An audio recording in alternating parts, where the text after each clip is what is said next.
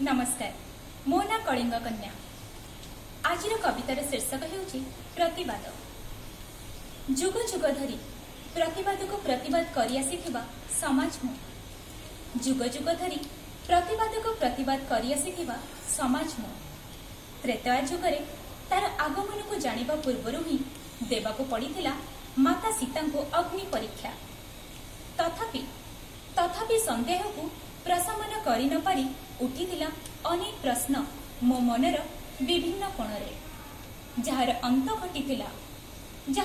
घटिथिला पृथ्वीर कोଳରେ निष्पाप प्राणर बलिदान दे। आउ केतेबेले अहल्या रूपरे मुक पत्थरटीए पालटी पुणी थरे मुंड टेकी उठिथिला प्रतिवादर स्वर। पुणी थरे मुंड टेकी उठिथिला प्रतिवादर स्वर।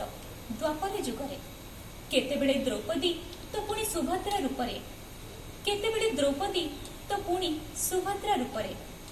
यज्ञरु जात अपरूपा सर्वगुण संपन्ना और अशेष शक्तिर अधिकारिणी मध्य मो सामनारे प्रतिवाद करी बारंबार असहाय अबला पालटी थिला। हे कृष्ण आकुल निवेदन करी अगणित नारींकर प्रतिवाद को दली दे ताकु नतमस्तक करिछि मु पुरुषंकर अहम सामनारे। अगणित नारींकर प्रतिवाद को दली दे ताकु नतमस्तक करिछि मु पुरुषंकर सामनारे।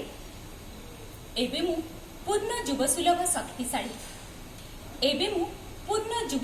शक्तिशाली कली जुगर स्पर्शरे। केबे छोट छोट किशोरी, केबे नर्स, केबे डाक्तर तो पुणी केबे शिक्षयित्री। जेते पाठोई हेउ अबा महाकाश रे यात्रा करी निजको पुरुषंक सहित समकक्ष प्रमाणित कले मध्य निजर स्वाभिमान पाई आज भी नारी मनरे प्रतिवाद केवल एक शब्द।